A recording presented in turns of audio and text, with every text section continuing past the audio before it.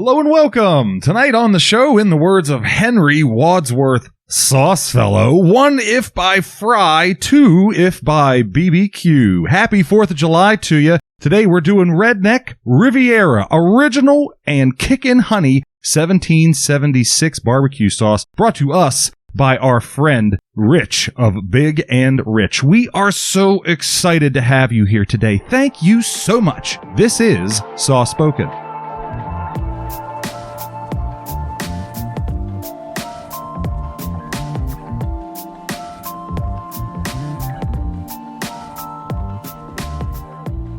And we're back.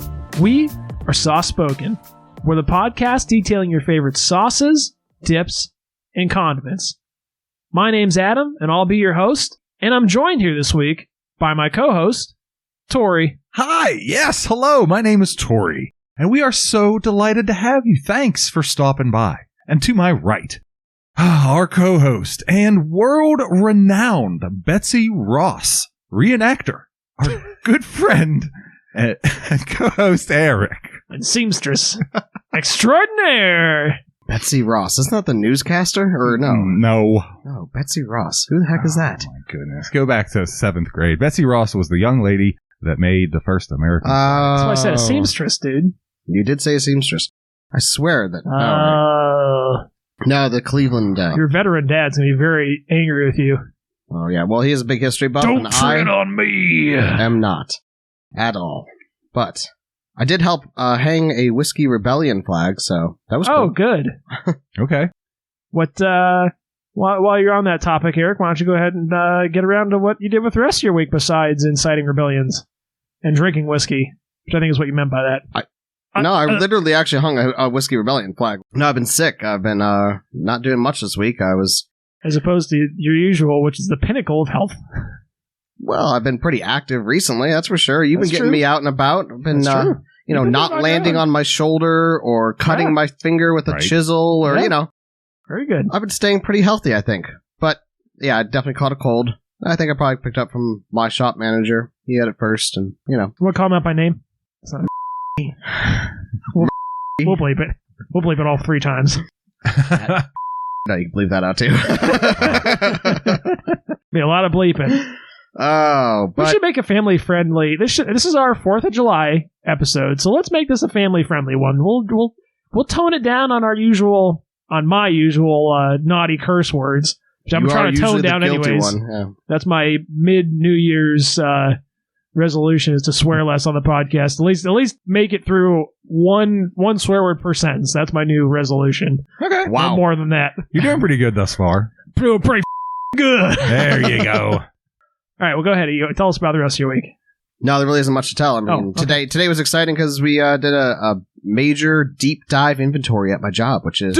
Deep dive! Doesn't sound exciting to anyone else, but I don't know. I'm kind of an inventory nerd, so I just like that. I don't know. I like knowing what's out there. I like having it all in the computer in the office and being able to just reliably grab sheets of steel and... My eyes about to roll out of my head. Yeah, I know. I mean, I'm with you. Don't get me wrong. I dislike disorganization like that, but I also don't fetishize it. I don't talk about it after work. Gotcha. Oh, I got to do inventory today. Yeah, it honestly sucked, but we they cleaned up the shop a lot, so And I'm still hacking up along, as you guys are saying, but I will try and keep my coughs and grunts and clicks and all my other wonderful noises to a minimum to spare you from horrible editing, which I did my best to edit them out, so the listeners don't have to hear you. Oh, you did your best so well. You are the edit master. You just make the show, Adam. I'm gonna make you literally make magic. You make magic happen. I'm gonna make magic in your toilet later. I'm gonna leave it in the upper tank. As the episode that just aired, listeners can know that was definitely, that ultra reality was Yeah, Duke's Mayonnaise. It was, we mentioned before to listeners, we recorded a little bit in advance, and Duke's Mayonnaise episode actually came out today, and there was a little bit of an alternate reality that happened at the end of that show. Eric's a little salty about it, apparently. He doesn't like it when I cut and paste things, when I slice his voice up. That's not what I said! It was fun. Yes, it was. You want to reconsider your score now? No. Come back around. Did you learn your lesson? Did you see how good that world could have been? That's the world I want to live in. Right, me too. That's funny. We were actually, when I was laid up, I was watching an episode of Solo on Amazon Prime. And this is kind of maybe a little off topic. I might just cut this whole section. We'll see.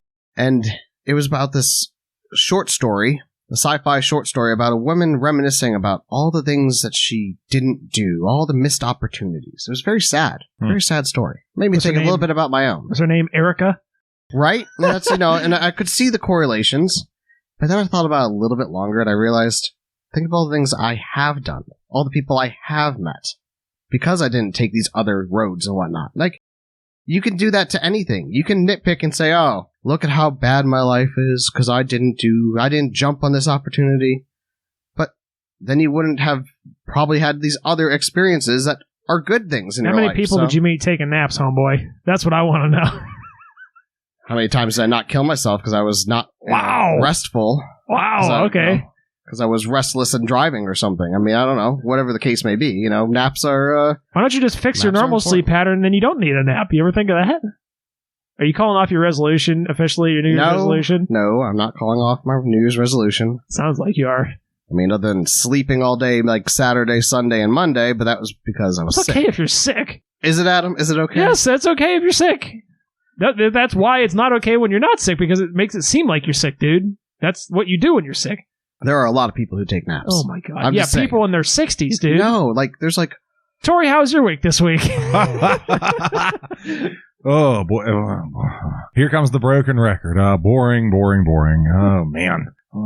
Had a really good beef stroganoff. Oh. Yeah, a couple nights ago. Very good. That sounds good. Yeah, it was really good. Did your wife make it? She did. Which wife? Excellent. Yeah, that one. Beef stroganoff. Yeah, man, pretty much status quo stuff. I'm excited. Tomorrow's Friday. I'm excited to drink some beers. Yeah, I'm that's that, man. I would. Did you guys know that we had a little bit of a tornado warning the other day? Yes. In addition to the massive monsoons that Eric and I nearly avoided a couple weeks ago, we actually had a tornado warning, which totally caught me off guard because that was this past Saturday, and I know that there was definitely rain warning, but I thought, you know what? There's an 80% chance of rain. I'm going to go out on my bicycle anyways. My shoulder's feeling a little bit better.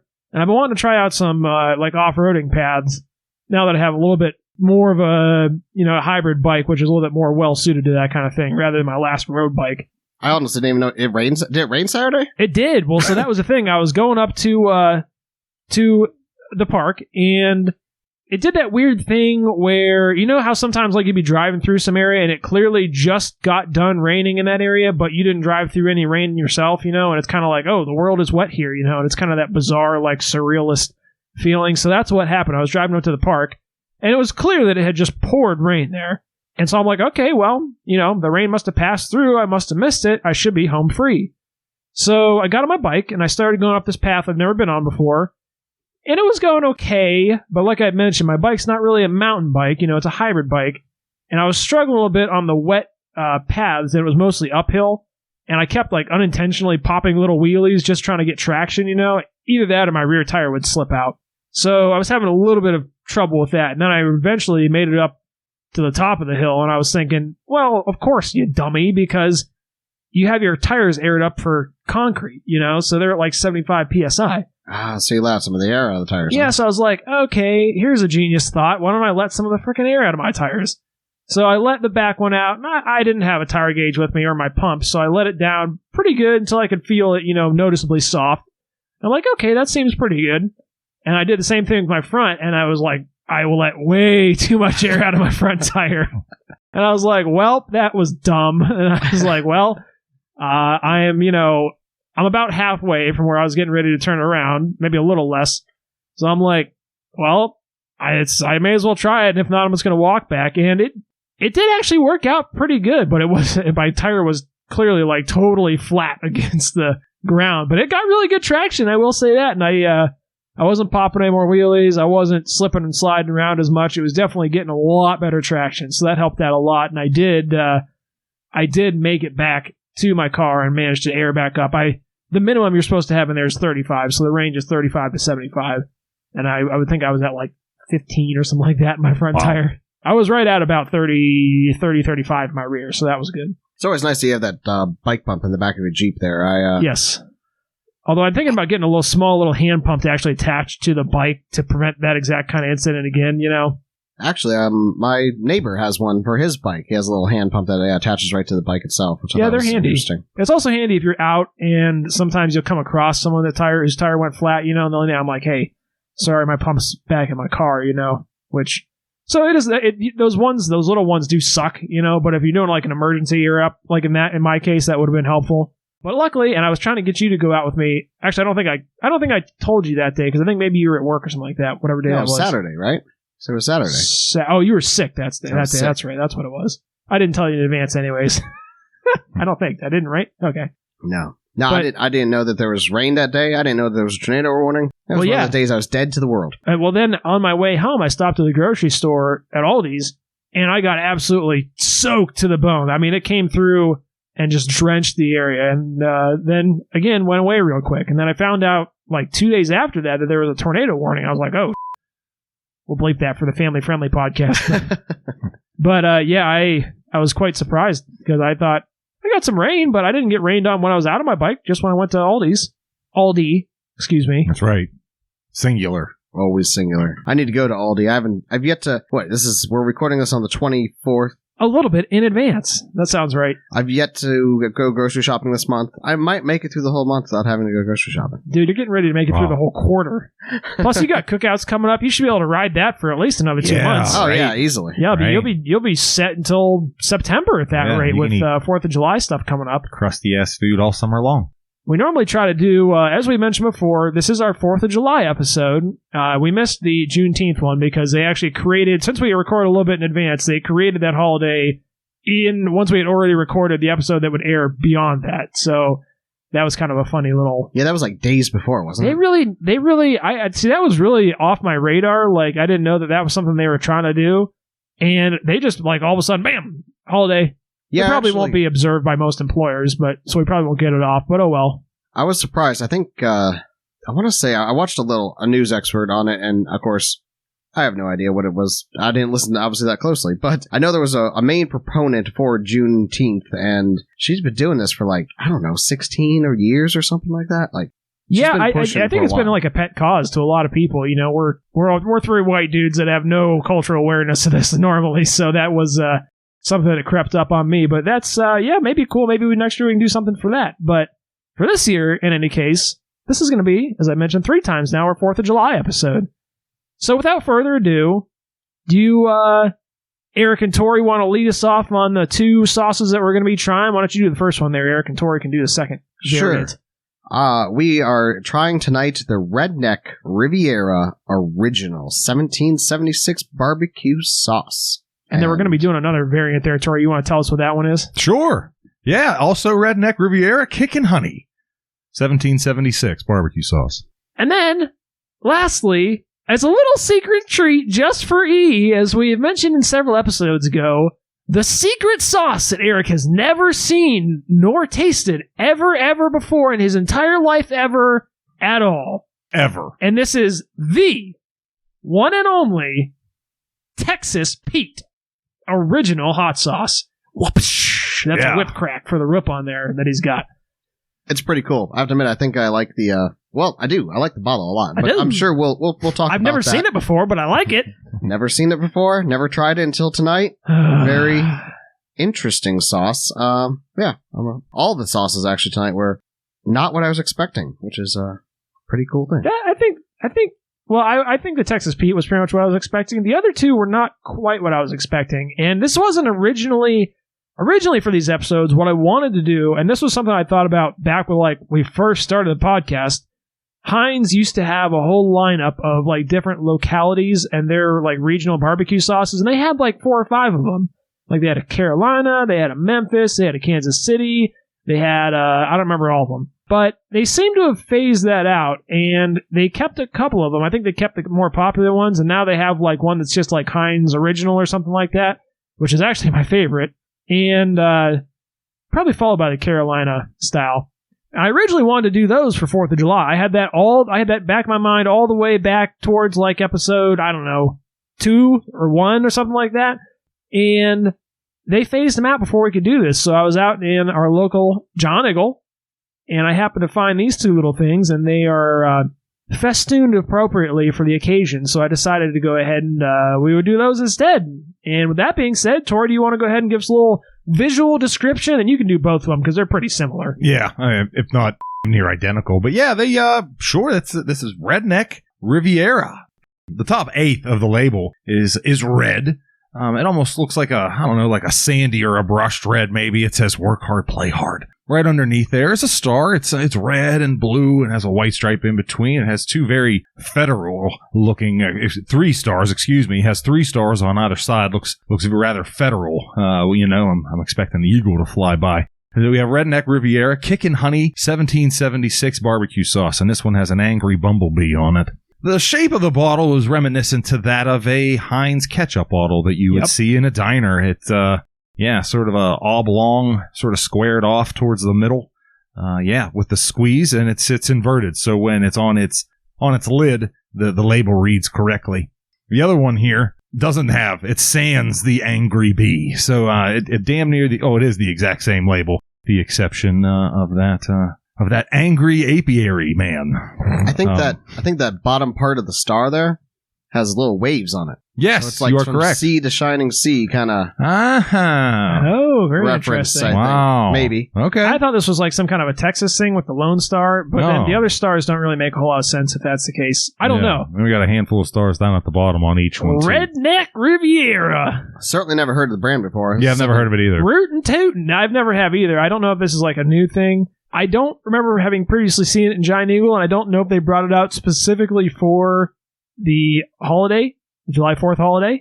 Maybe. It's possible, just due to, it's very colorful. It's got the classic red, white, and blue. So I'm assuming that was part of the reason why, I would have to imagine. Let me riddle you this here, Batman. This is a red gold product. Oh, I really? saw that too. Yeah. No kidding. Yeah. And my man, the mastermind behind all this, the man who coined the term work hard, play hard, he has 2 first names. He's like a race car driver, John Rich. Ah, huh. Yeah, Interesting. it actually says his name in the top of the star, too. John Rich's. Oh. So his signature is right on the top of the star. I'll be darned. Now, there was something else. I know, obviously, Red Gold makes the ketchup, right? But they also make something else that we tried. Do you remember what that was? Oh. What that was with that? the nachos, wasn't it? No. Red Gold. That was a while back. It was something Red Gold. I don't remember. We'll put it in the show notes. I don't remember what it was. It was something bizarre, though. Something we weren't expecting. Yeah. Like a sriracha or something like that. But Well, that's what I was going to say. Was it the spicy ketchup? Red Gold? But it wasn't Sir Ken. It might Was have it? been the sriracha. Yeah, I think it was a sriracha ketchup, actually. I think you're right. Or the sriracha ketchup itself was Because I think we actually were trying Red to Gold. find out if that was its own brand or if that was... Man, that was a long time ago. No Yeah. wonder I couldn't remember that. Ancient history. I think that's what it is. We'll check it out and put it on the show notes, but I'm pretty sure it was that sriracha ketchup that you like so much, I Eric. did. I killed it, and I was missing it, and then I found out that Tori still had some of the spicy Sir Ken, so I snagged his. I should trade you your ice cream for it. That ice cream has still been untouched. You could take it. We'll barter sauce for ice cream Easy. Any day. any day of the week. I like sauces. I Way like more ice than cream. ice cream. I would certainly hope so. I would hope you like sauces. I don't care about the ice cream as much. So we're going to go ahead and get into our tasting notes here, I think. But before we do that, you know what? Well, before we do that at all, we should definitely give a little visual description on the Texas Pete. I guess no one did that yet. I'll go ahead and take a whack at it. There you go. Well, hey, join the party. It is almost like a beer bottle shape, kind of a medium-sized bottle with a tapering end on it. It's got a Texas Pete logo embossed into the glass, and it is a glass bottle. It's got a very simple logo. It's got the red and the yellow that we like, soft-spoken. It's got your little red lasso man, the guy with the whip on the front, and Pete. It's got Texas Pete in a festive little font there on the front, and what looks like a bean almost, a colorful bean, and then a little lone star right atop the Pete. Then there's 3 little chili peppers there, and it says original hot sauce. And I like the font. It's cute. And then it's got a little recipe on the back. Since 1929, it says. And it's a pretty plain bottle. It does have a little heat gauge on it, which we like the heat gauges. And this says it's coming in firmly at medium, which I think seems right. But we'll get into that later because this will necessitate a heat rating. It is a healthy schmedium. Which we haven't done a heat rating in a while, I don't think. Yeah, right. So, but yeah, that's it for the outside of these bottles. And Do you want to go ahead and give us a little visual description on the inside there, Eric? Sure. The Redneck Riviera is pretty much indistinguishable from one version to the other. They look exactly the same. Yeah, the sauce inside is just your typical dark umber red, tomato puree obviously inside there, so tomato based, but obviously full of seasonings, so it brings it up to a nice, real deep color. Almost molasses brown, I would say, right? Yeah, molasses brown with a touch of umber and red in there. So they have a little runnier than I would have expected too, but they cling real well to the bottle. There's a real chunky translucency that they do have a bit of a chunk to them, which I think is important to note. They do, no doubt. Like not an ultra pasteurized puree. There's definitely like some little clump in there.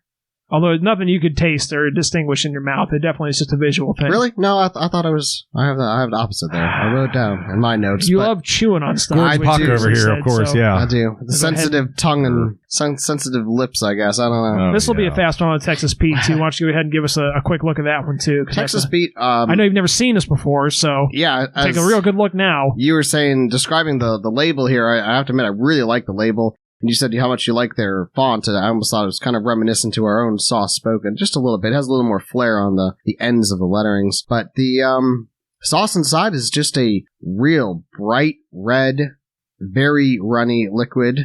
Very similar to what you would expect like a Tabasco, but I think it's brighter red than Tabasco. I think Tabasco comes a little more brown, especially the Chipotle version that Adam and myself are so fond of. It's definitely runnier than like a Frank's. You think it's runnier than Frank's too? I think so, yeah. Well, you think so, Tori? Yeah, maybe. I think so. I think it's close to. I think it's less runny than Tabasco and more runny than Frank's. That's how I would put it. Okay. Yeah, I can't imagine Frank's being that particularly viscous or thick. So don't get us into viscous territory. That's dangerous. We refuse to learn. We're not gonna start. Don't email us that. That's interesting. Why? Huh. Now that's got to be a manufacturing, something there to do with manufacturing. There's a little notch at the bottom of the bottle. I think that's pretty common in bottles. I see that in lots of like Coke bottles and stuff. I think that might be oh wow, that's much more visible notch. Oh, I didn't realize it was like that. Yeah, I think that must be like an alignment thing for the label, maybe? Alignment for the label, something with the demolding out of the glass, how it's molded, or... Yeah, that's a very distinct notch. That's actually much more prominent than I thought. You could flip it over and rest your cigarette in it. I mean, it's like much. The bottom is an ashtray. Well, repurposed. I could see this in like a greasy spoon kind of diner type thing. That might have been an old, hey, I think you'd have a hard time like setting it on its lid in order to use it as an ashtray, but it does look like a single serving ashtray on top, I would say. Right. It's got a nice little ledge and then your little notch there. Kind of wild. Yeah, it is weird. But the color and it's just your classic hot sauce, I would say.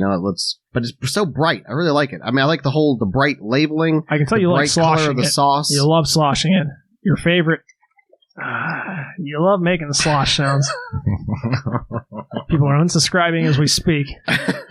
All right, so... Well, I was going to say, speaking of emailing us stuff, before we get into our tasting notes, one thing I wanted to mention was that I've gotten a lot of like personal feedback from people who've said, oh, it's funny because I'll be listening along, and I'll be going along with what you guys are saying, and then you'll say something on it, and they're like, I want to chime in and yell at you, be like, no, not that, or, they want to add something in, and I tell them, I'm like, hey, and I'm telling this to all you guys too, you can do that, send us an email. If you guys want to send us an email and say like, hey, back on this episode when you guys were talking about this, I really want to jump in and say that. Let us know, and we'll read it on the show or something. We'll do a little soft-spoken rewind for you and tell the rest of the listeners what you had on your mind. So I was going to say, feel free to chime in and let us know about that kind of thing if that happens to you. Sound advice. I like it, Adam. I think we've even said once before, maybe done a sauce rewind for our own other friend, Adam, who listens to the show. Big A, as we call him. So, yeah, very cool. Very... Yeah, so without further ado, let's go ahead and bust in right into our tasting notes. And I think let's start off with the regular Redneck Riviera, and then we'll move into the honey, and then we'll save the Texas Pete for last.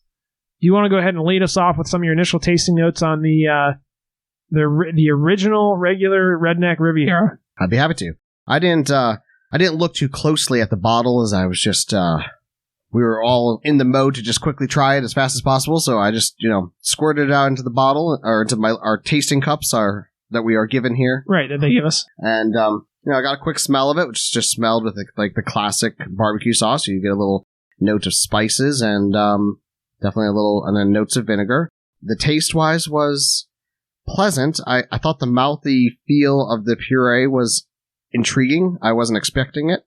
It was good. I tried it with a chicken nugget, as we tried here tonight. We made some crispy chicken nuggets, very crispy. And nearing cardboard-esque, the way that I like them. Yeah, actually, the very first initial bite, I was worried. I got all this crunchiness. Yeah, I got this crunchiness and these weird, like I said, particles, and I thought, well, that must just the sauce is gritty. That just exactly. I was worried the sauce was gritty. I'm like, we're gonna have to hear about this. The Cum Lee references to. I know your favorite sauce. Your favorite, of course. Redemption. One of my favorite sauces. Yeah, and the lowest rated sauce on our podcast still.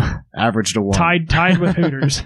And so then I tried a second one, and then I tried it just by itself with a toothpick, and I realized, no, it really does have a slight puree, not an actual grittiness, but there's a certain chunk to it. So I wrote down here that he likes his sauces like he likes his women, with a slight chunk to them.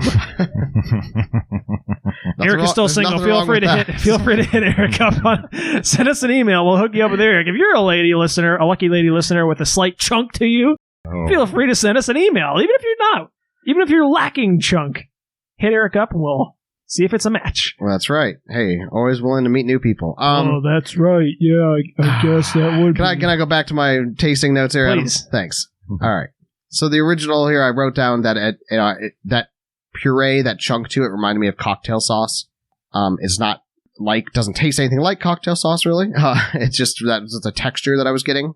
And I said it was very, very balanced. I thought it was very well done with the amount of vinegar, the amount of tartness from the tomato. Sweetness is obviously because there's sugar in there, I'm sure, or sugary ingredients. And then there's also some spice, and you taste it, but it's not overwhelming in any way. It was extremely balanced. That was my thoughts. Huh. All right. Wow. I want to jump in here because I'm actually kind of. I do think what you're saying about it being kind of balanced is kind of accurate. I do feel like it had a bunch of interesting flavors, and I do think they were in good quantity. I got some really weird stuff, and the one thing, there was something when I first tried it that was really throwing me off from what I normally expect from barbecues, and I honestly think it was almost like a soy sauce type taste, which I thought was really strange. It was kind of like that weird tang to it. No, not like the soy part of the soy sauce, not the salt as much.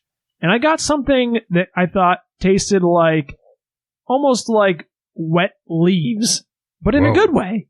Kind of like dank or something, though. Something that had been kind of fermented. Huh. Then I also got a note of not your normal acidity that you get from vinegar, but actually more like a sourness, almost like a lime juice or a lemon juice. So I thought that was really interesting, but I got some very strange notes out of that. That being said, maybe it's because I have a cold and still recovering from the cold, or could be. Or maybe your taste, but maybe you're just, getting some weird things that I'm just not being able to pick up or something. I don't know what. So yeah, it could be something like that. I don't know. Like I said, that was just what I was getting. I don't know if you guys got anything like that, but I was getting some really weird notes that I don't normally get in barbecue sauce, and I did get a distinct smokiness too, which I liked. I actually liked the sauce quite a bit, but it was unusual from what I would normally get from a barbecue sauce, I would say. I do think I picked up a subtle note of smokiness, but it was very minor. I mean, again, my taste buds could be out of whack. These very muddy, earthy tastes and stuff, and yeah, very interesting. Almost maybe a tobacco-y taste or something too. I don't know, some very interesting flavors like that. That would fit the name, Redneck Riviera. Yeah, like I said, I did. It tasted like a sauce you dropped in the mud, you took it out in your truck and you got a little dirt on your tires, and you got some mud in the sauce, and that's what it tasted like, and I liked it. God dang it. Tori, what about you? You're also a fan of working hard and playing hard, so. And getting a little dirt on my tires, my bike, and my Jeep. And your motorcycle. All right. No, I don't get as much dirt on that. Not as much. Not dirt. Okay. Road dirt. Not as much. The dirt that climbs up off the road. Which I have an interesting point about that. There was actually one time there was an initiative some people were taking. They were trying to collect all the dirt off the side of the road, specifically off the side of the road, because they wanted to collect it so they could like refine the palladium from catalytic converters out of it, like melt it down so they could get little pearls of platinum and palladium, from catalytic converters. Wow. Because that's what actually like does your emissions, Sure. pulls the stuff out of it. And they did manage to get some very near imperceptibly small tidbits, but that's what makes catalytic converters so expensive for those precious metals. Just an interesting little side point. Tori's glazing over, so let's move over to his tasting notes. No, what? Oh, hey guys. Oh, yeah, I thought it was really good. I thought it was tomato pasty. The thickness was definitely there. It wasn't discernible. I don't have that chameleon-like tongue like E does, being able to decipher, different seeds, as we've said in previous episodes. I know you. Or bits of tomato peel. I didn't get any chewiness out of this. Yeah, I didn't get any chewiness out of it. The visual was there. I don't know. I mean, my tasting notes, I guess I'm taking a little bit from what you said, Ian. I'm going to take a little bit from what you said, Adam. I thought it was balanced nicely. I think that was very accurate. However, I did get some of that muddiness, some of that, I don't know. I don't want to say that the flavors weren't necessarily clear. Maybe they were muddied. Maybe use that as an adverb instead of an adjective. I don't know. But yeah, I mean, overall, generally, the original one I liked a lot, and I sort of wish there was more nuggets because I would be dipping if so. And I'm not the biggest fan of barbecue sauce outright, but I like this one, and yeah, it was a treat. So yeah, my review is gonna be a mix in betwixt either of you two gentlemen. I'm gonna take bits and pieces.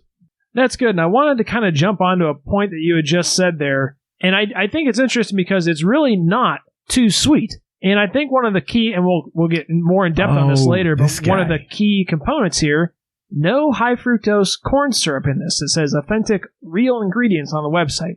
That's awesome. I will say, as far as the balance, I think a lot of what we're getting out of balance is just, it's not sickeningly sweet.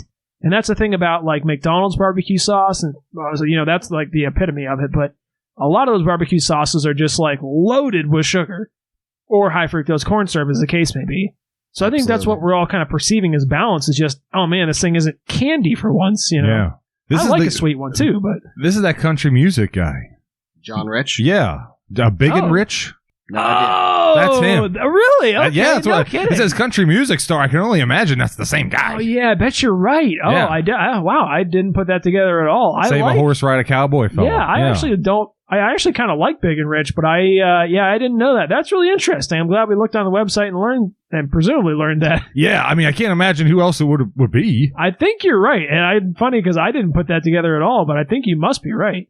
So, anything on here about when he started this whole venture of his? It says 1776 here. Yeah, dude. Read the label, dude. We were in the throes of revolution, and some dude said, "We need a dang delicious barbecue sauce," and I'm the guy to do it. Go on, go ahead and get onto your ratings get onto your tasting notes on the Kickin honey barbecue sauce. Sure, I was also surprised by this one because, again, like you just brought up about the high fructose corn syrup, I expected this to be a slap in the face, like honey, or if you have any Sweet Baby Ray's honey, or I think they make a brown sugar version. They make Sweet Baby Ray's right off the bat way sweeter, and then they add a sweet variant, and it's extremely sweet.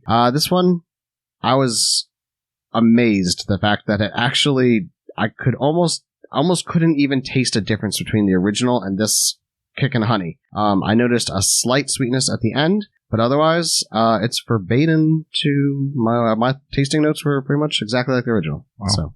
Yeah, I mean, I think you're right too. I actually had to go back in a couple times to really taste the difference, and the overall tone, the flavor profile, I think is extremely similar. To the point where I really don't think they need to have two separate sauces. I really don't. There's just not enough of a difference between them. That being said, for me and the Kickin honey, I got less of that soy taste and the muddier flavors. And I definitely got a little bit more sweetness, and I thought I got a little bit more spice too, a little bit more of a cayenne kick. But I mean, not outrageously. I don't even think warranting a heat rating at all. Just marginally perceptible there. Right. But that was really the only difference I noted. What about you? I noticed on the back end. Is that where you kind of noticed the sweetness exactly. too? Yeah, That was the last thing I got. What about you, Tori? I couldn't disagree with that Ian's anymore. Really? No. I thought it was noticeable right off the bat. I thought the difference between the two was noticeable right off the bat, dude. Huh. No question. Yeah. I noticed it was significantly, the name is Kickin Honey, but it was significantly less sweet than the original, in my opinion. Huh. Yeah, I didn't get it at the end and not at the beginning. I thought it was considerably hotter, hot enough to justify a heat rating. Yeah, I mean, wow. I got an entirely different experience from that. Entirely different. Yeah, I mean, if you smell the Kickin Honey, to me, I can smell that honey. I can smell that sweetness. Whereas you can't necessarily smell it on the original as much. And I was expecting a sweeter sauce as a function of that. And it wasn't there. Huh. And to see the, no artificial flavors, no high fructose corn syrup, I thought that one tasted considerably more chemically than the original. The original tasted as if it carried that mantle of no corn syrup, no, these types of things. It rang true. The Kickin Honey, not so much. I got some chemicals out of that. Sorry, Rich. Sorry, Mr. Rich. But yeah, so that was that. That's interesting. I did a little sniff test while you were talking, just to verify. I still didn't get any sweetness. I got slightly more vinegary smell from the honey and slightly more smokiness from the original. I got the only thing I noticed was a slightly more vinegar smell from the original. Oh, really? That's what I thought, anyways. But I could barely. I may have switched mine too up. That's another possibility. I could barely, distinguish much of a smell difference. But I did initially try to keep them separated in my little sippy cup that they gave us, and I kept my regular on my right, my honey on my left. It's possible I switched them, so I'm guessing as to which one is which, but I'm pretty confident. But no, that's interesting. Yeah, very interesting. And lastly, and I don't want this to be the main focus. I want the main focus tonight to be the Redneck Riviera. I mainly wanted to bring out the Texas Pete just for us to have a little bit of just so we can have on record that you have in fact had this before, Eric. But I do want to go ahead and just give a little cursory skim on this. And I don't think there's as much to discuss about this necessarily either, but go ahead and give us your initial tasting notes on the Texas Pete, Eric. Sure. So, as I've stated many times repeatedly on this podcast, I have never, ever had Texas Pete before. So I went into this as a complete novice to this. I'm pretty much a novice to hot sauces in general, I would say, but this wasn't what I was expecting. As all the sauces tonight. I gave my crispy nugget a long soak in the Texas Pete sauce. Good. To try and absorb as much as I could. And I ate it, and I tasted vinegar. And then I subtly tasted a little heat, so I decided to just drink the rest of my sauce. Oh! And that was tasty. I mean, it was like spicy vinegar a little bit. I definitely tasted the spice a little bit more. But and then I looked promptly at the level, the heat guide there on the side, and saw that was saying a medium. So I was like, okay, well, maybe my heat tolerance is a little more right now, just because of the cold probably, so I'm not breathing as well through the nostril and not really hitting those flavor notes as much as I normally would. But I want to specify for listeners, we did empirically verify you don't have COVID. This is this cold you're talking about. If you get a sick, this is from some other flu. So right, yeah, you did get tested just to be extra safe. A head cold. I did get tested again just because there was outlining. It was weird they had to do this one rectally, but you liked it. That's all right. Kid-friendly show this episode. Yeah, kid-friendly. We'll bleep that out too. Do you want me to say, not rating, just that was my tasting notes? Yeah, you have tasting notes? Okay. Yeah, I mean, it was vinegary, it was a little bit spicy, and way more mild than I expected. It was good to drink, maybe... Good to drink. Yeah, throw it in a Bloody Mary. Yeah. There you go. Put some vodka straight in it. Slurp on it till you puke. That would be delicious. I'm sure you would. Oh, my God. I think maybe marinating the meat beforehand or putting this heavily into taco meat or something would be really good. Taco meat? Just, something to really saturate it with to get that spice and get that flavor. Huh. I don't know. The chicken nugget maybe was just too well crisped up to actually absorb any... I don't know. Yeah. You think it would absorb liquid just fine, but it was not. No, I think you're right. The desiccated husks that you gave us were a little bit hard. They would work better as scoops. I said they were borderline like potato chips. They were. Just like chicken at this point, which is how I like them, so I'm not complaining. Yeah, they were good. But it was a little hard for the sauce. So yeah, they couldn't quite penetrate the rock-like barrier on the outside of them. So, but other than that, I was right on there with you. I have had this before. As of you, Eric, I know you're claiming you haven't, but And it's, like you said, pretty much you're just straight up like flavored red vinegar, classic, begging to be, marinated in a chicken wing. I think that's kind of like what it deserves, is something like that. Really good. I really like it. Classic, hard to go wrong. Yeah, that's all I can say about that. Tori, what about you? Yeah, a pillar in the hot sauce community as far as my opinion is concerned. Yeah, it's I think it's hot. I don't know. I'm a little sensitive to that stuff in certain occasions, weirdly enough. But it's a very nice level of heat for me. I like it on a lot of things. I like it on hard-boiled eggs a great deal. I like it on crab, crab cakes or those deviled crabs you get from the deli. Outstanding. Specifically Texas Pete. I like Texas Pete a lot. I know I've said it before. I think my man Pete gives Frank and his Red Hot a run for his money. Oh, I'm right there with you. I actually think that Frank's Red Hot is highly overrated. Huh. That's why I know we use it as a 5 on our show, which I think is probably pretty fair. But yeah, I actually, to the point where I can't even remember the last time I bought just the regular original Frank's, because I actually don't care for it that much. Yeah. Yeah, I think Texas Pete is outstanding. I think it's really good. And the interesting thing is, I actually have been trying to get this ever since we first talked about it, and I had a really hard time finding a store that had it. I think I finally found it at a Shop and Save. Oh, wow. Interesting. How about that? Because I thought they would have had it like a Walmart or something. Sure, absolutely. Didn't have it there, didn't have a Giant Eagle. And that cuts down on 95% of the grocery stores around here, so Shop and Save, luckily, it had it. Nice. Never seen it before.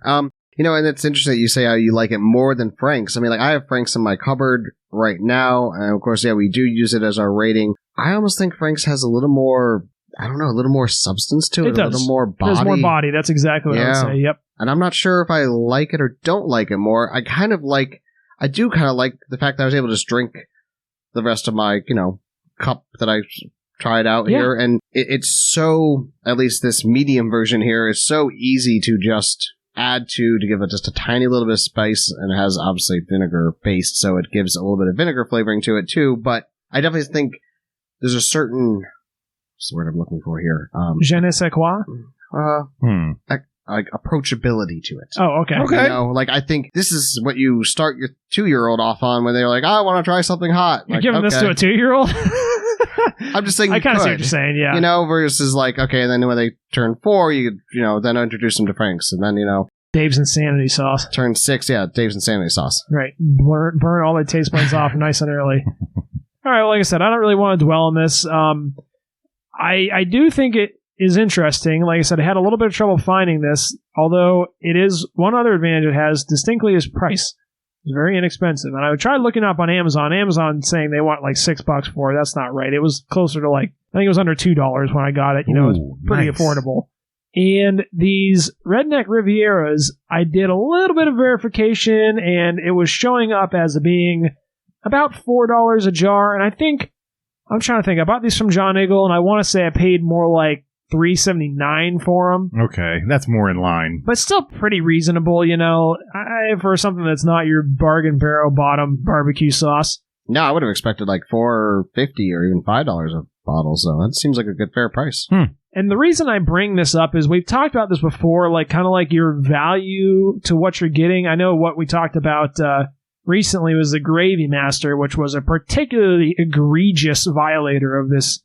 And the one thing I wanted to bring up, I thought was most appropriate for this with our variant barbecue sauce here, was what I wanted to call a honey ratio.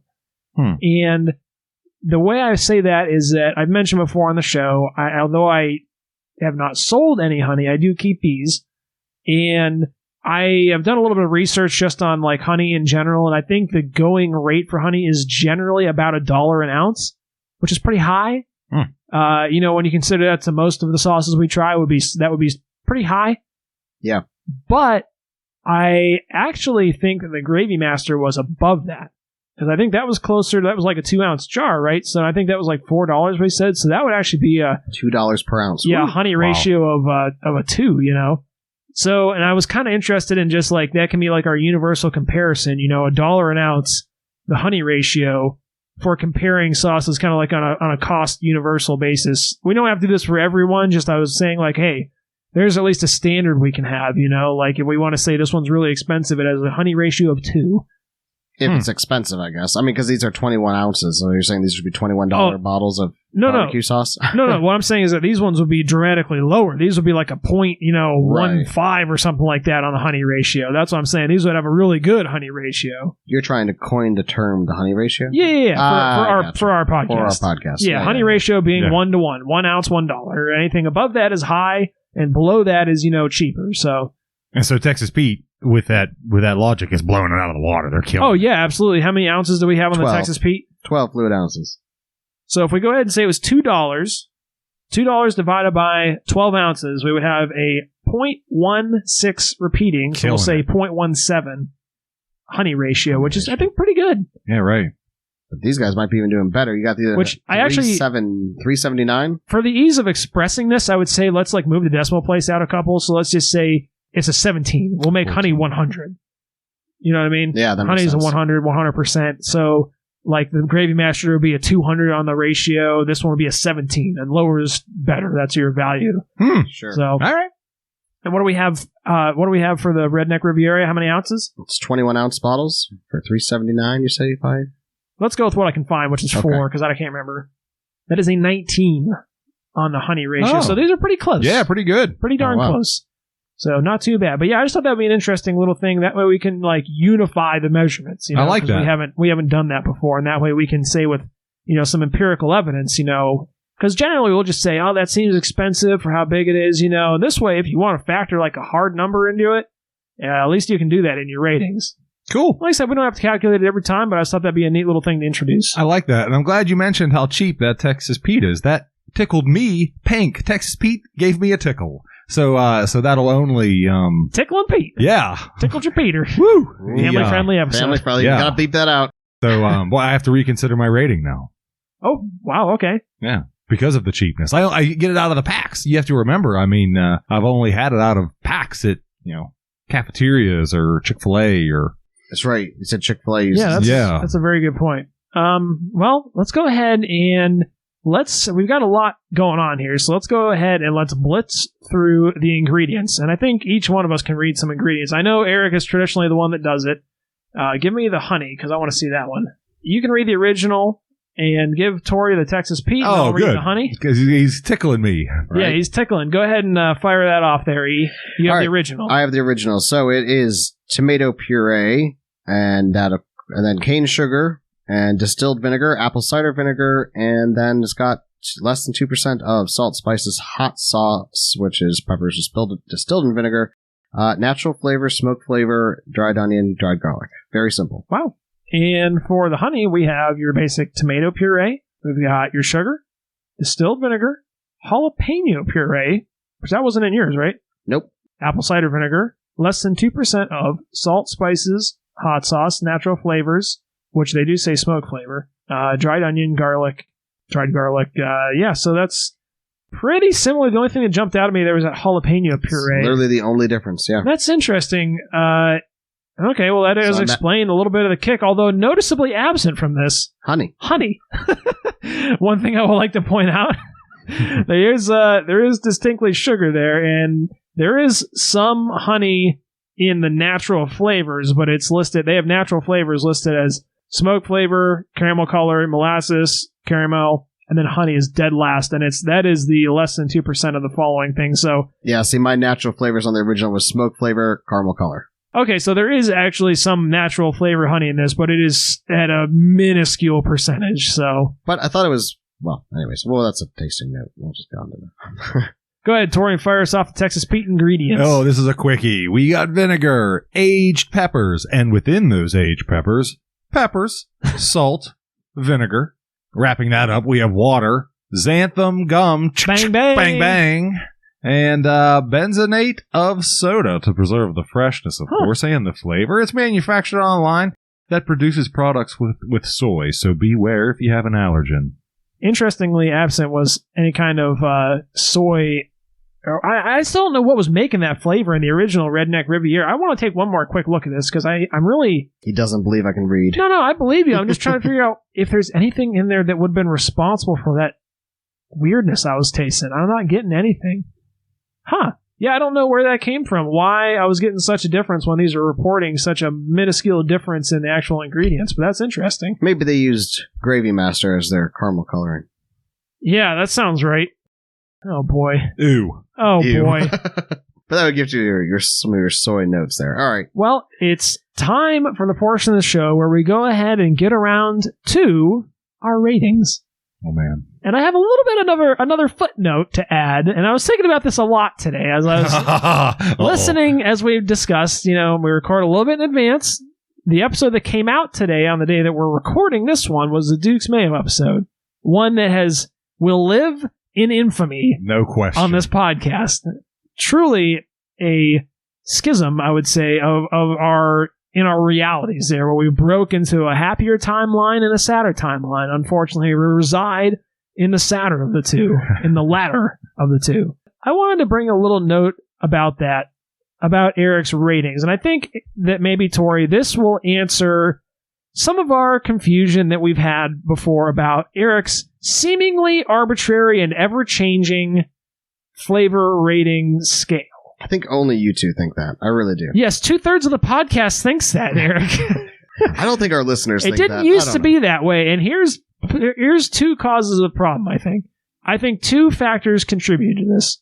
One, I made the mistake several episodes ago of telling you and the listeners a little bit of statistical data about our sauces that we tasted. And I think ever since then, you have been doing your ability to try to manipulate that, like change the average in some way. And I don't know if you're doing it intentionally, but I think you're doing it. Now, the reason I say that is because you have specifically mentioned, like you did for the Duke's Mayo, you said, hey, that's our average for these sauces. And I was thinking about that, like, I shouldn't have told you that, because now you're thinking that is like just the average rating you can give that, and that's okay to give it a 6.5 when it's not. So that was something I thought was a little interesting. Now, the second factor is, and I had mentioned this about, where you were saying that I thought you were trying to sabotage our ratings on the podcast, and I don't think that was exactly the right term. I think what you're attempting to do, and this is a full-on accusation. Oh, boy. I think what you're attempting to do is control the average of our ratings. I think you're not giving it your rating anymore. You were trying to factor in Tori and my rating and then bring the average of our ratings down to where you actually want it to be. So I think that's what it is. I think you knew that Duke's Mayo was going to get really good from us, and you're like, I think the true rating on this is like an 8.5. So I'm going to give it the 26 and a half column. I had no idea. So I'm going to give it a 6.5, and that'll bring the average down to what my actual thought is. That's what I think you're actually not doing. true at all. And I had no idea you guys were going to come out of the gate here during that episode with a 10. Yes, you did. It still blows my mind. No, it doesn't. I don't understand it. And you guys honestly cannot rationalize it when we actually try the next sauce. It was good. When we try like what you said we would try a comeback sauce, I want to know what you guys are going to give that. Okay. And then I'm going to be very, very critical on what kind of a rating you give on that comeback sauce. What do you mean? Okay. Wait, we didn't even try it. What's wrong with the comeback sauce? I said I'm going to be very critical of your guys' rating of the comeback sauce when we try it on this. If it's good, I'm going to give it a good rating. If it's a 10, I'm going to give it a 10. I expect you to give it a good rating. What's the comeback sauce got to do with the price of tea in China? I don't know. Am I missing something? He's off again on one of his General Tso's tangents. No, so that episode aired today, so I'll forgive you for not looking at the show notes. I actually put the comeback sauce recipe on the show notes, and it's mayonnaise. Okay. With ketchup and mustard and hot sauce? Forgetting something. Hot sauce. Okay. A little bit of hot sauce, spices, garlic, onion, that kind of stuff. Okay. Right? Yeah. That's kind of like what I said, isn't it? I think it's kind of like exactly what you said. Okay. So in my mind, in my ratings, that has to be higher than mayonnaise. So I know you guys already gave it a 10. So how can you give that higher than a 10? No, here's the problem, dude. It's not like you don't have to, you're trying to like incorporate some sort of like some bizarre like logic, like things have to be some sort of a machination to this. I'm just telling you, if I really like the sauce, I give it a high rating. Yeah. I don't like base it on like, oh, this has to fit in my own little logical, like, Nope, it's gotta be logical in my world.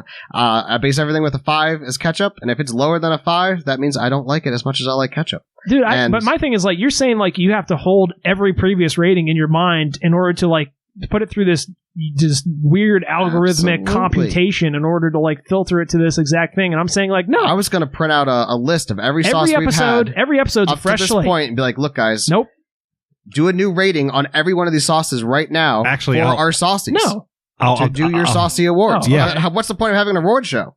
Well, we were saying... What's the point? What's the point? We can give them... This is a kids-friendly one. We can give them awards based on other things. It doesn't have to be rating them from top to bottom. It's just rating them on, like we said, like best supporting actor, like things that did a specific thing well, not that they were the best sauce. Now, that's the whole point of having different categories. Well, I get the idea of having some different categories too, but I think you should still have, you still have who the best actor was. You're going to have the best sauce. You're going to have one that's the best sauce. No, we already know what the best sauce is. Compared to all these other sauces? Well, obviously because we are based on our likely based on what we rated them. So you guys said the best sauce is, mayonnaise. No, I'm saying like we could say like our best sauce. So our best sauce, as we mentioned, is currently that Olive Tap chocolate sauce. So what I'm saying is that may be our highest rated sauce, but maybe that's not who we want to give an award to because maybe we think someone else accomplished something better. Like we mentioned, the main thing we liked about that was that it was sweet. So it's like, okay, yeah, that was our highest rated, but maybe that was a bit of a cop-out. Maybe there's another sauce that we could tell was really working for it. It was the underdog. Right. Maybe it didn't get the highest rating.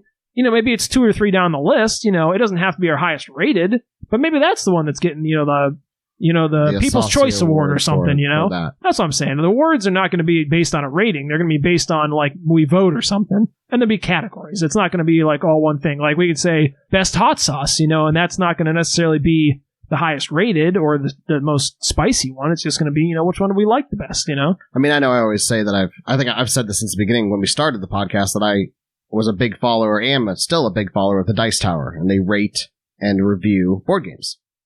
And when they do their rewards and their awards that they do for their board games and their top 10 lists, they always do them individually, but then they share them, with all their viewers. So that's kind of what I was thinking we might be doing, but, that's obviously a discussion for us to hammer out here in the last few weeks before we go to that wonderful I didn't realize how fired up we were going to get over this, and I'm keeping it children-friendly, unlike Eric, who's being quite the potty mouth this episode. It's true. So, without further ado, Eric, go ahead and give us your ratings on the original Redneck Riviera barbecue sauce. Do you want to? Nope. You wrote it down. It's okay. I'll hold you to it. You're going first anyway, so it don't matter. Yeah, well, he's going to try to like anticipate ours based on our tasting notes and then tank yeah, it. Of course I am. Yeah. No, so Now, all I'm going to ask you, Eric, is that you can do your own ratings, but what I would suggest to you is wipe the slate clean every episode and don't try to base your rating based on every previous sauce we've ever rated, just because that's too much to hold in your mind. I still base it on ketchup, though. Yes, but that's why we give those ones specific metrics there. We give that one a place setting. We don't give the rest of them a place setting, though, because that would be like if we had to go and instead of rating the sauce on a clean slate, just like give it whatever rating we think, and we had to open up our spreadsheet and go say which 2 sauces should this be between. Oh my God, that would be a nightmare.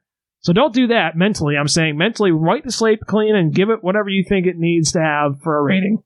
Again, mentally, I just think if I enjoy mayonnaise and gave it a 6.5 and then I add mustard to it, oh my God, I'm going to enjoy it more. No, that's exactly what we talked about with the Cranch, though, Eric. You took something that we liked, the ketchup, you added something else we liked to it, the ranch, and the net result there was worse less than the base ingredients. That's what I'm saying. Didn't like it. That's what I'm saying. So you're saying if we rate Duke's a 10 and you add other things we like to the Duke's, that doesn't necessarily make it better. And even if it did... So I expected you guys to tell me that the comeback sauce tasted like a 9 and then validate why it was less better than the original base ingredient.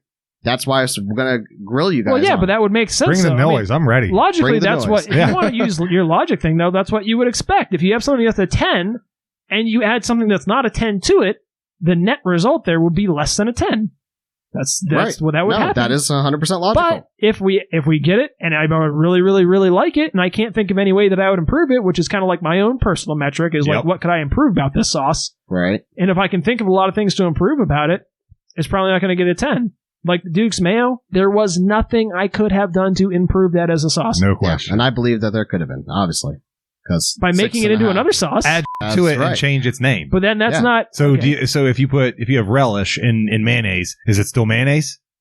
Or is it tartar sauce? No, that's more like a tartar sauce. Okay. Oh my God, let's get on to our ratings. I don't know. Yeah, I always it's not the same thing. I always reference back to ketchup pretty much every episode, and that's how I'm going to start this one off too. Yes. I like this more than ketchup. Yes. Slightly more. It's not great. It's not the best barbecue sauce I've ever had. No, I'm not going to give it a fantastic rating. I'm going to give it a 6.75, and I feel very justified by that. And yeah, am I coming in at near our median or our average? I guess I am. But I do think it's more than ketchup. Ketchup's a 5. So by my logic, by the standard I've been judging every sauce up to this point, I have to give it a higher rating, and I think it was pretty darn tasty. I like the fact that it doesn't have any high fructose, corn syrup in there. I think it's neat that he's doing it with all natural ingredients. I think he created a very balanced, almost too balanced, slightly boring, but well-created, well-crafted sauce. 6.75 is my rating for Redneck Riviera Original 1776 barbecue sauce. Can I ask a question? Can I be the first to say that I don't like the new Eric? He's too filled with rage and testosterone. Can I ask you a question? Yes, Story, what's up? Did you take the cosine of the average of the first 10 episodes and calculate that in to the algorithm to arrive at that 6 3/4? I do think it's funny that he specifically chose the exact average point to put this at. He's like, I should never have told him. It was 6.2. I wish I had. I don't even remember what it was. Well, going back to the beginning of the episode, we were talking about choices that you had made and how the world is different as a result of those choices. Yeah. I wish I hadn't told you our statistical analysis on the spreadsheets. Because I know you wouldn't have gone on Excel and done it on your own. I shouldn't have told you. That's for sure. Because now this is going to permanently poison your rating system, in addition to all your other machinations of a mad lunatic man that you're holding inside. For calling shots, you're calling a spade, your brain's not that good of a computer, Eric. Oh boy, and that being said, can we please get around to finishing up these ratings? We're still on the first sauce. Tori, did you give this one a rating yet? No, I haven't done any. Please give the original Riviera, Redneck Riviera, a rating. So this is the original. Hey, yeah. I liked it, man. Yeah, I liked it. And do you need me to pull the spreadsheet up for you? If you could, yeah. Please, pull up Wolfram Alpha. I got some serious equations. Yeah, we got some matplotlib. We can probably work out a Python script, Yeah, we can do 3D modeling or whatever. Right. But hell, yeah, I liked it. You know me. I'm not going to get too crazy. I'm going to give it an 8, dude. A big old snowman. I liked it a lot. I would definitely have it on a piece of chicken on the grill in a heartbeat. I would have it on pulled pork. In a minute. Boy, yeah, I liked it a lot. The honey is in a stark contrast to that, but yeah, I liked it a whole hell of a lot. It's an 8, and there you go. So 1 6. Oh boy, that was a really bad one. No, go ahead, Adam. All right. I was trying to. You won 6 7 8 76 1776 7 6 7 8. Oh, I see. Boy, that was Hail Mary dialing that one in long distance. But there you go. Well, there you have it. I ran through my own statistical analysis. I pulled up Excel. We actually took a 3-hour break that we cut out of the podcast. Listeners won't be aware of that. He's so full. Crunching numbers. But I actually ran it, and I actually decided through all those calculations, I'm going to give it a 7.25. Not because I actually feel like the sauce deserves that. I just am doing that so that Eric and ours averages out exactly to a 7. I just think that's the best way to do it. I held that. No, I'm just kidding. I actually do want to give it a 7.25 based on how much blank slate, based on how much I liked it tonight. I thought it was pretty good. Nothing to write home about. Has some interesting flavors. Like you'd said, Eric, there's definitely barbecue sauces I like better. That Corky's really comes to mind quickly. I like that one a lot. I kind of wish I could get more of that locally. I'm embarrassed to say I really, as much as I hate the chemically sweetness, over the top sweetness of Sweet Baby Ray's, I do really like it. So I'm not as big a fan of the Sweet Baby Ray's. I think that's just, to me, it's been played out. But that's just a personal thing. But yeah. Let's go ahead, and we're getting real long in the tooth on this episode. So with that, let's go ahead and get back around to our ratings on the Redneck Riviera Kickin Honey Barbecue Sauce. Eric, you want to lead us off with that one? I would be happy to. As I talked about the tasting notes being so similar, beep, boop, beep, obviously beep, boop, beep. These are going to be right in line with each other. I liked it a little bit more, though. I liked that extra little kick to it. I liked the little sweetness at the end. So I felt like a half point more. So I gave it a 7.25, but I'm comparing it to the previous sauce. I already had that written down, and I'm sorry. I know that blows your guys' minds. That's really... I want to jump in here because actually, I'm not joking. I'm not just doing this to be an asshole to you. We'll bleep that for the family-friendly podcast episode. I actually want to give this a 6.75. because for your exact same thing, I liked this. This was so similar, but I liked it actually like a half point less than the other one. Wow. So yeah, I was coming in right on the bat with you there. So our averages for these will be a perfect 7. Ow. Wow-wee. Yeah, but go ahead, Tori. You want to give us your rating on that? Boy. 3. Wow. Sucked. Didn't like it. Yeah. Wait, now what'd you give to the other one? 8. Wow. That's crazy. 5-point spread on that, baby. That's crazy. Yeah, wow. I didn't care for it. The chemically taste threw me. That much? Kickin' honey, right. Yeah, I liked it less than half. See, if you would have given this I just to me, roll with the punches when Tori says his numbers, but if you want to talk about someone who making shit up on the fly. I didn't like it. What do you want me to say? No, Give it a 9? Cool. No, but here's That's the thing, cool. Eric. Well, He didn't told like us it. that. He told us that back when he tasted it. He said he really didn't. And I expect you to give a heating rating on too. You wanted to. You seemed like you wanted to. No, because we voted on this. We're not, but I thought maybe Tori wanted to throw out a heat rating out there. I think you can if you want. I mean, I'm not going to normally. It's a low one. I mean, I didn't think it was. It was certainly hotter than the original. I think normally, if we like vote on them, I think, and we say like, I'm cool to concede. Yeah, it's not that big. You can. I just normally, if we do it, I like to all do it so I can get an average, rather than just one person's. So if you want to throw one out there, but I won't put it on the heat rating. You know what I mean? Throw an asterisk by it. Right. You get asterisk. I'll put it on our ratings. I'll put it in the show notes for the episode ratings. I just won't put it on the spreadsheet for the heat ratings. Not worth it. Okay. Okay. Cool. And then I want to also introduce one last little segment to the show that Tori and I discussed previously, and he's probably forgotten. We're not doing it. No, we're done. I forgot. I wanted to do this a little bit earlier on the last original barbecue. We're done.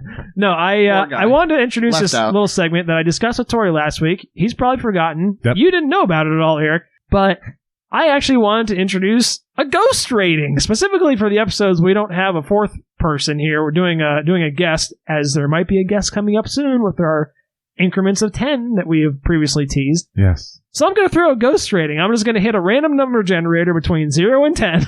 No, you're not. Yes, I am.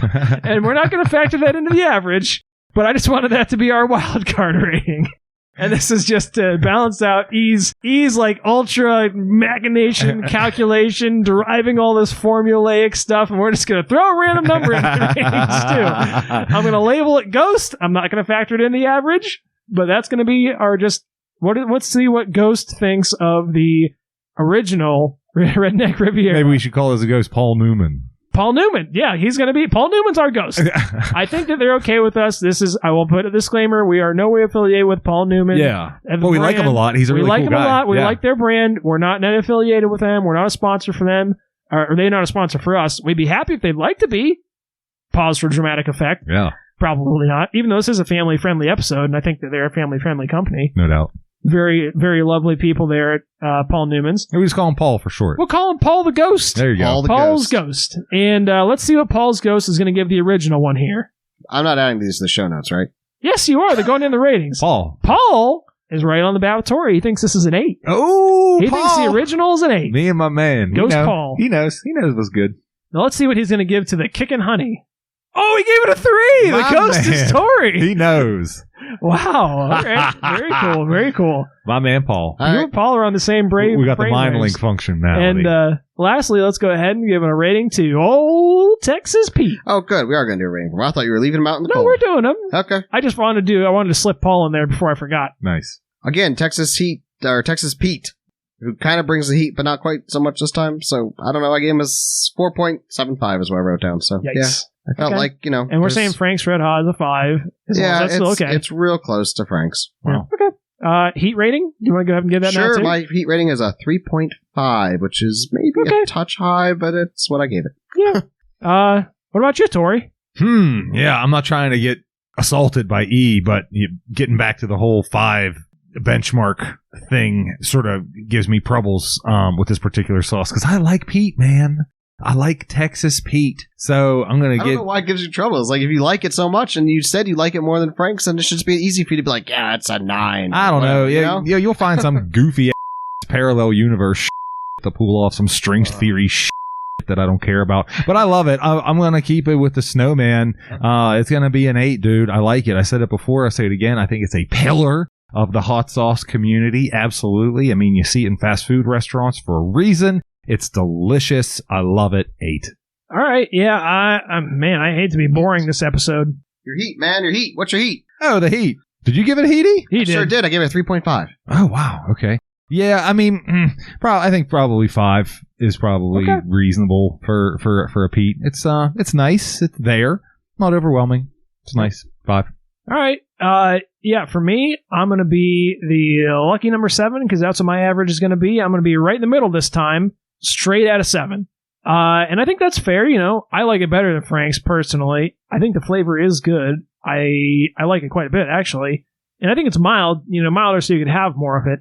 Definitely. I would give it a 3 for the heat, except for I'm going to give it a discretionary point because I dipped my little pinky in when we were talking about it and took a little suckle off my pinky, and it got stuck in the back of my throat and burned the hell out of it. I was like trying not to die while you guys were talking. I was like, oh. I had to take a gulp of water. So, I mean, man, Texas Pete got me with that whip. You know, so I'm going to go ahead and, man, he whipped me good. Call me, I don't know. Call me something. I don't know. It's a family-friendly podcast, so... yeah, Texas Pete got me. He's getting a discretionary point, getting bumped up to a 4, which I think is still fair, actually. I think it's not too far off either. Now, let's see what Ghost Paul has to say about Texas Pete. First, we'll do Ghost Paul's flavor rating. Uh-oh. He gives it a 4. He didn't like it very much. Oh, that's okay. He thinks he could do a better hot sauce, which I don't know if he hasn't. Yeah, right. I don't know. Interesting. Okay, maybe they're in the works. Maybe it's like an R&D thing. So that Paul he definitely knows. thinks he can. I think a lot of people probably could think that way. I'm going to spec that as Paul Newman has got something in the works for hot sauce. It's in the R&D phase. He can't tell us, but he's given this a 4. Let's see what he thinks for heat. A 2 for the heat. Yeah, he's not thinking so hot of the heat either. He's sitting pretty low. He's saying this is some weak stuff, Pete. Paul is where it's at with the heat. Yeah. Cool. Wow. I'm excited. I'm going to go buy a Ouija board. We need to have Paul represented more often here. I actually talked about, I really did want to buy a Ouija board. I think that would be fun. And my girlfriend forbade me from buying one. She's very scared of them, I guess. I don't blame her. Which I think they're kind of interesting. I don't think to me, I don't know. Like they understand, I think, for the most part, the like things that go on to create that motion. It's called the idiometer effect, I believe. Which is basically like, you know, actually kind of like your rating system, Eric, where it computes all these tiny little motions into one thing, and that's what it slightly moves as, you know. The idea, it's the same thing as you can't hold your hand perfectly still, you know. Eventually you'll start to wiggle your fingers a little bit. That's kind of the idea of the motion, that eventually those forces stack up. Mm-hmm.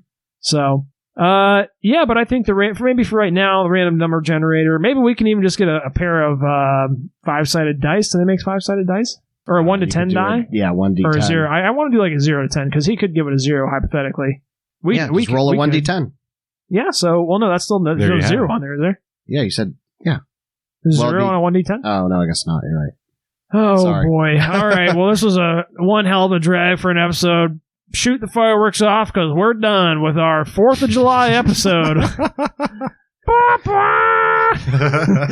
Oh man, I don't know how much of this content we're going to cut out, but we got into a lot of it. We got real in the weeds this episode. I'll probably try to leave most of it in, but for the listeners that stuck around, thanks as always. With that, Eric, do you want to go ahead and lead us off with your closing thoughts? My quick closing thoughts. You know, I think it's really interesting about how deep dive we got into on our ratings. I think it's fascinating to learn about other people's perspective and realizing that there's more perspectives out there than your own, for sure. So it's always welcome to have good conversations with good people. There you go. Tori? Terrific. Wrap it up. Yeah, I thought that was really nice. Well, today we talked about 1776 barbecue sauce. And in the year 1776, the United States was in the throes of a Revolutionary War. So, wow, I'm getting into a lot of things here. So what I want to talk about briefly is I want to make the connection between global politics to your everyday life. Now, bear with me, and I want to talk about the idea of forgiveness. So 250 years ago, we were in the throes of a Revolutionary War. Now the United States and the United Kingdom are the best of friends. They are allies to the nth degree, and they are inseparable. So let's talk a minute about forgiveness. And if we can see that on the global stage, on a geopolitical stage, I think it's well within your scope to see that in your everyday life. So forgiveness is important, and try to exercise that forgiveness. You'll feel better once you do. I promise you that. But hey, as always, we're proud of you. We love to have you here. Thank you so much. This is Soft Spoken, and good night. And I'm going to take a little bit of a stance as well, and I'm going to say, you know what, from my perspective, in honor of this 4th of July Independence Day, if you know a British person or someone from England, mother country, go ahead and, say, hey, invite them over to your party and say, F you, we fucking beat you, pieces of shit. Go back to your own country. I will have to bleep half of that for this is a family-friendly podcast episode, but no, I'm just kidding. We like British people here. Actually, notably, our friend Allie. Right, great friend of the show. No, we are. Actually, my ancestors came over on a boat 150 years after this whole shebang happened. We weren't dumping any tea in the water. I know that. So we were dropping olive oil in the water. So, and it was green, dangity. Oh, Jesus Christ. All right. Well, that's going to do it this week for us with the Redneck Riviera Kickin' Honey and regular and a little spicy edition from Texas Pete. And as always, thank you so much for listening, and we'll catch you next week. Oh, bad news is we're at the end of the show here, but hey, the good news is that we have several other episodes that keep you entertained. And while you're at it, send us an email, saucespoken@gmail.com. If you've had enough of listening to us and like to see us, you can do that too. You can stop over on our Instagram page. It's Sauce Spoken Official. If you wish to get down into the nitty-gritty, we welcome you to do so, and you could probably do that on the website. That's going to be saucespoken.wordpress.com. We have some show notes there. We keep track of the various ratings we give them over the episodes there, so if you wish to dig into the details, that's a great place to do it. In the event some unthinkable calamity, your favorite listening provider is not available, you can fire us up on YouTube. And of course, we'll be out here rattling our empty mayonnaise and mustard jars. If you'd like to donate to us, you certainly can. We are at PayPal, at Sauce Spoken. We'll give you a little jingle jangle, maybe a wink and a smile on your way out. Keep in mind, we have stickers available for you. Slap them any which where you like, but they're available to you. If you'd like one, let us know. We'd be happy to send you one. And finally, we have a proprietary cryptocurrency out here. It's what's called Sauce Stoken. We have some details on it on the website. As we close here today, of course, we're going to ask you, please share us with a family member, share us with a friend. Hey, if you're enjoying it, I'm certain they would too. If you could, follow us, give us a rating or a review on that listening platform of your choice. Thank you for listening, and this is Soft Spoken.